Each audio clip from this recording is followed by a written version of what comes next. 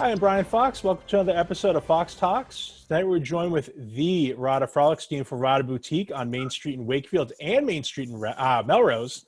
She has two stores on the same road. So Rada, how are you doing tonight?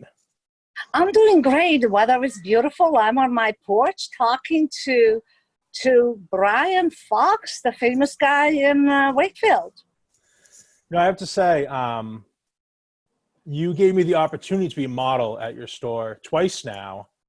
And I think I should say opportunity, more demanded that I be a model in your store at Christmas time at the holiday stroll 2 years in a row. I'm hoping that if we have a holiday stroll this year, I get another chance. I mean, You know, Brian, it's almost you became like it's not a holiday stroll if you're not in my window, especially in your beautiful suits. And you know what we're gonna do it? If we do not have a stroll by any chance, you're gonna come down and we're gonna do a photo op and you're gonna be in our window. Who says that you cannot be just a mannequin in a window? well, I'm glad I'd be the only dummy up there, but You know, we're going to have a models in the window, whether we have a stroll. Let's hope that we're going to be all okay. And we'll have a stroll in whatever capacity we're going to have it. So cross the fingers. So what led to you opening your stores? Were you just always into fashion, or what led to it? You know, I'm one of those crazy people that always is looking and thinking on different things. I was always connecting in fashion. I grew up in Europe, and I grew up in what is now Croatia, in Dubrovnik. Beautiful, beautiful town. Tourist, lots of tourists. It's a gorgeous town. People really should visit.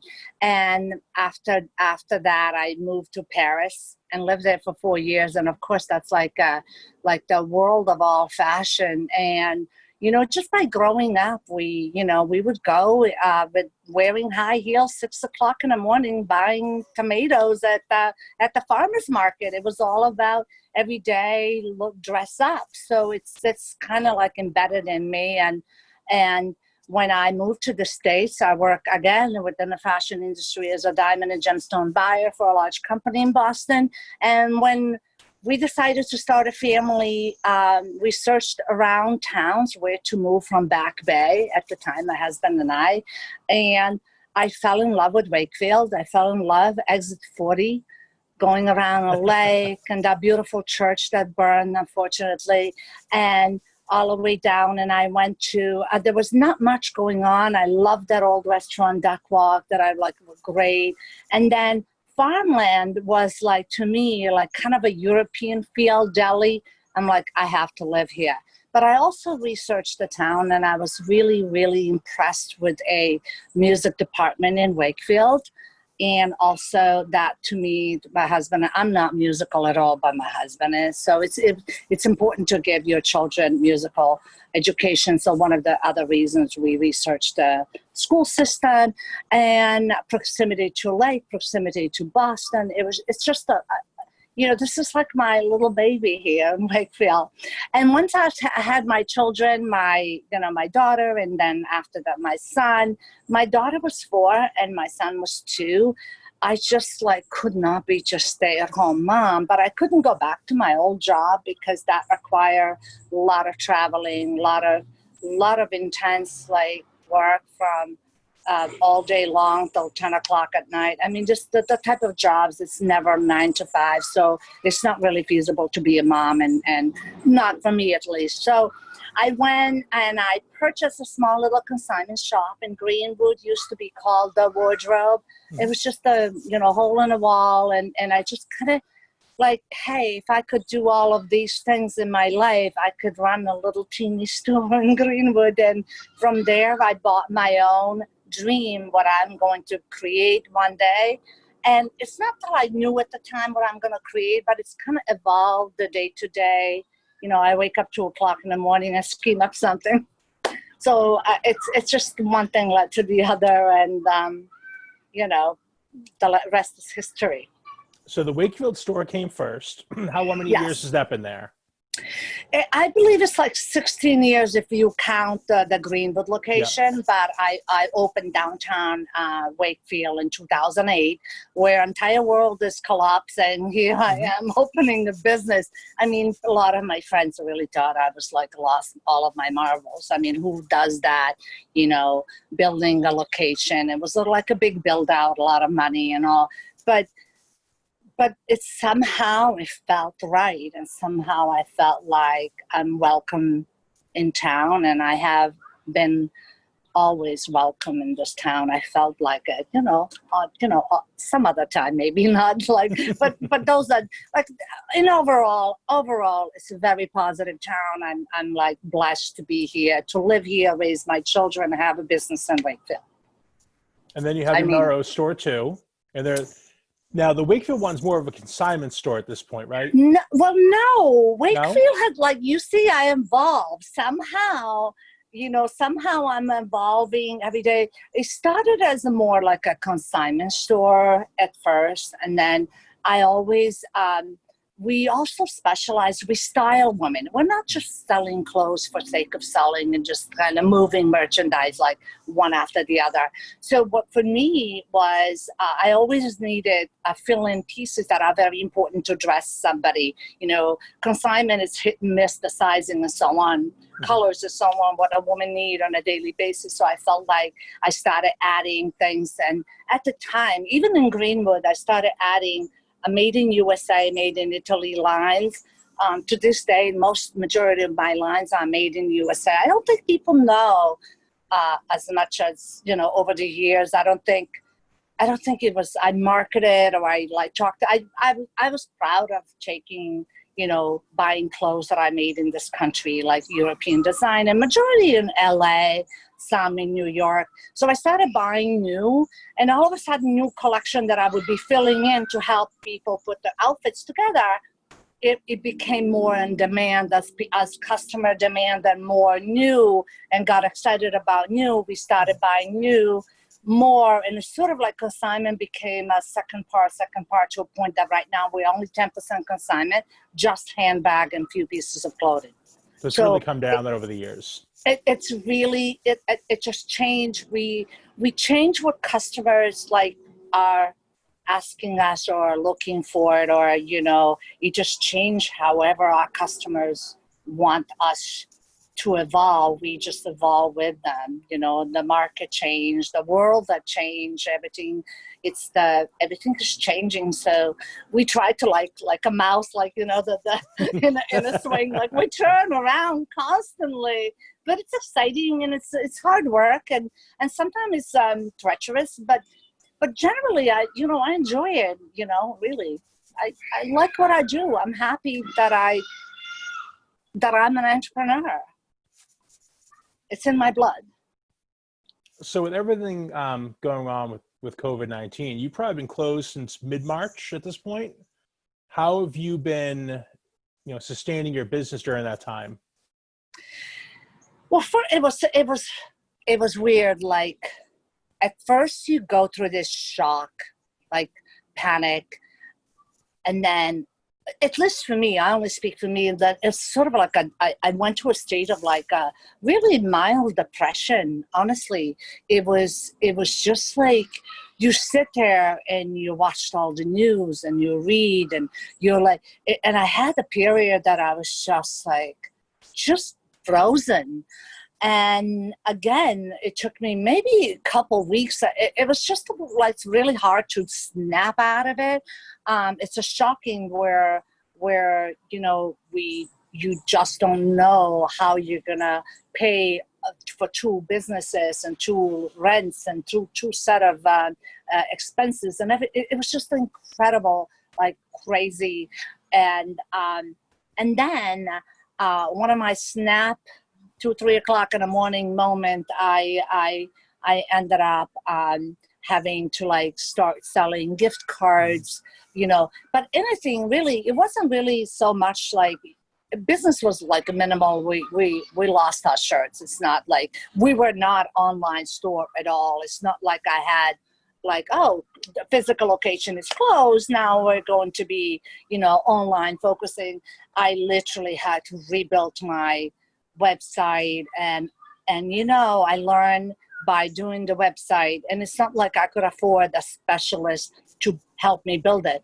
I basically had to do it by myself, searching and YouTube video and tutorials. I mean, it was just like, but I had time, which is really great. But developing a website business, I had learned that it's like we are little little drop in a big ocean water, and if it hits it. So it's also exciting the fact that I had time to start developing my online business and offering something to a customer that I wouldn't be able to offer in a store ever. Like I added plus size.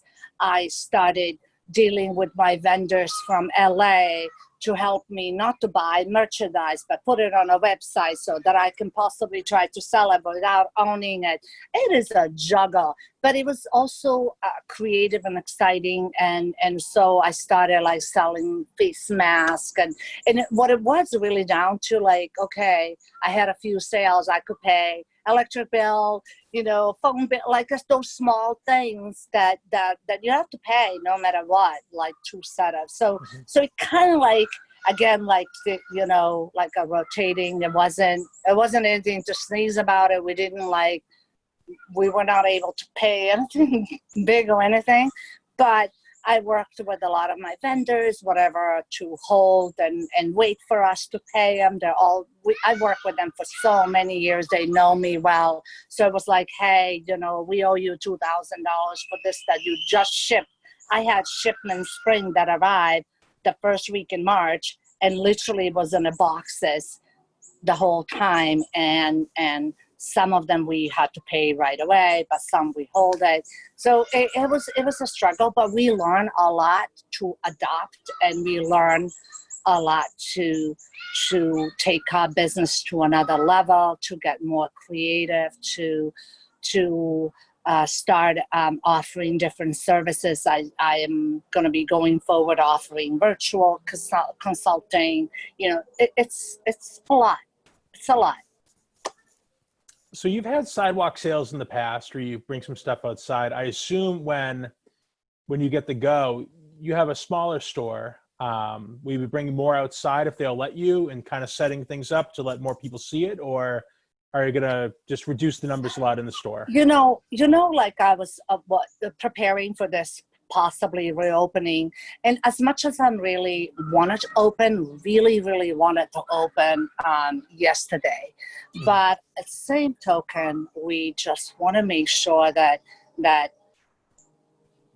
there is no like a major resurgence or like reoccurrence of this disease that, God forbid this happened in September, October, November, December, we need to close again for a few weeks. That would really kill and diminish everything. Like we would be gone.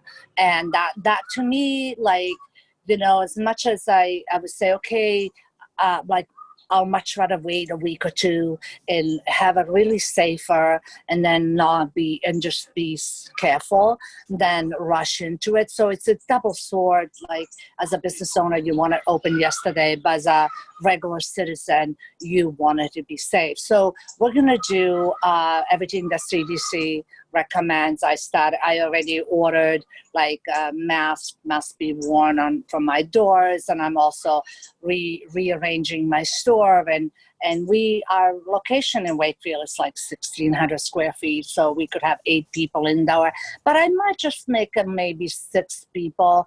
And yes, we would do stuff. We would prefer to have it outside because it's service to businesses like mine, and also to customers that are feeling more comfortable browsing, shopping, and after all this time doing something normal.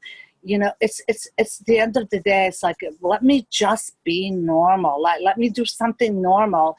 It's really interesting. So I'm hoping that we're gonna take advantage of this beautiful weather coming up and find a creative way to help restaurants, to help the retail stores, to offer a place that more people can visit and shop, and then, for indoor. So I just was trying to order those shields, even though I don't have to have them, but That's I'm something you want to doing have just everything. in case. I want to have them because for a reason, even if it's not required of us, I'd like to have that customer feel comfortable, and my employees to feeling comfortable working there. And also I would, I talk to my my employee and customers, and how would you be comfortable? And a lot of them really want to do one-on-one shopping, which is I'm totally down for it. And I don't care if I meet them at 8 a.m. and 8 p.m. It does not matter to me, because we have to just accommodate each other, no matter what, however, so that's kind of what I'm hoping to do. Yes. And we're going to have a lot of stuff on sale, because lots of us, for me personally, we sat there on this inventory for so many. Yeah, you missed some seasons. I mean, you So basically you missed missed the the spring season, and you've got that stuff well, that's well, there. but here's like today I was organizing some stuff, and it's like a time zone. It's a time zone. I looked at my store and I see gloves on display and heavy scarves. And I'm like, oh my God, but that was the first week in March. It was cold outside, and it was so surreal just to see all that heavy stuff. It was like frozen in time. The Yeah, whole section. you missed spring, and now you've got to And get the summer yes, stuff in there, and eventually the fall stuff, and you but haven't but cleared here, out the other stuff. but here's a really trick for me. Like, okay, I had to cancel a lot of my spring because I literally had to cancel everything, not knowing how long I'm going to be right. on this how long I'm going to be closed, and how much time, if you buy $20,000 worth of inventory is sitting there, you don't sell it. It's just you're done. Yeah. So, wow, do we have a rain coming? This is beautiful. I'm sitting by a window, and it is pouring all of a This sudden. is fabulous. Okay. Scared me a So, little. You're outside, so. Yes, I love my porch. You have to come and visit me on my porch. We have to have a drink here, Brian. So anyway, so when we do have now the summer, we don't have money to buy the summer stuff. No, because you didn't make the money you needed. So it's like and then hopefully what we're going to be like liquidating all this inventory, whatever we have, and then that will maybe give us some money to pay all of our due bills that we have, and also buy some new inventory for fall and so on. But a lot of our vendors are also in the same boat. They didn't sell it either. They started it. So we're hoping that we're going to do some deals creative, together. I mean, yeah. creative, like take inventory, pay it in 30 days and so on. So I'm up for a challenge, So you learned how to build a website during this time. Did you develop any other skills when you were home? Pardon me? Did you develop any other skills when you were at home, or how'd you keep busy? Totally. I gained like 10 pounds. I cooked a million dishes. I was able to do my website. I do a lot of marketing. I did a lot of different things that it's once I got out of my, little like. You're in a funk like everybody else, beginning. and then it's time to get going again. Yes, and then also is going to change everything the way I run my business, so which is a good thing. And like I said, I added plus size for women that I was only available on my website, not in my store. So I want to accommodate women that I can never have enough inventory in that category. You have to invest a good amount of money in a good collection to be presentable for attracting that particular demographic to shop. So obviously now that it's available on our website, I'm able to offer anything they want for quite awesome prices, because I don't own that inventory. It's really cool. So I'm really, really excited about that. So who have you been at home with this time? Both your kids are back, I assume. Well, my husband is over there. My kids, what was so beautiful? The time spent with all of us. That was, to me, It was like beautiful way of just be and take a breather and have a dinners with your family and I actually welcomed it. Call me crazy. I miss people. Now I'm like I like to see people, but I welcomed it. It was great to have all of my chickens in together. Even though everybody, like my daughter is in her room, my son is somewhere, my husband is somewhere, I'm somewhere. But the fact that we were all on that same roof, I didn't have to worry about anybody in particular. That was great. It was beautiful. Well, Rada, it's been great to talk to you. I hope I can see you again in the near future, especially if it involves modeling. I mean, I wore this jacket tonight for you, so I wanted to Listen, just to impress. I mean, when you're with a fashionista, you have to look good. You know when you dress really well, honestly, like you feel good and you're more creative and you feel good about yourself and the world is all yours versus just crappy old sweatshirts and baggy stuff. It just doesn't work. It's a good thing you didn't see me about an hour ago then, because Well, listen, thank you for having me. You're like my model. Remember, I will hunt you down to get I know you you in my will. windows. You made me get up there this year, and I didn't want to do it, and I was definitely forced, and I'll gladly do it again. Absolutely. I really appreciate you. Thank you. It's great to Thanks see for you. having me. Thanks for coming on tonight. And thank you, Wakefield, for having me all this long. Come and Good luck. see me, have a coffee with me. You don't have to shop. Just visit. It's like a great place to just hang out. It's a social place. There you go. And you'll be setting up outside, so you'll be easily accessible. We'll get the little French bistro outside table. Well, good luck moving forward. Thanks for being on tonight. Thank you. Thank you.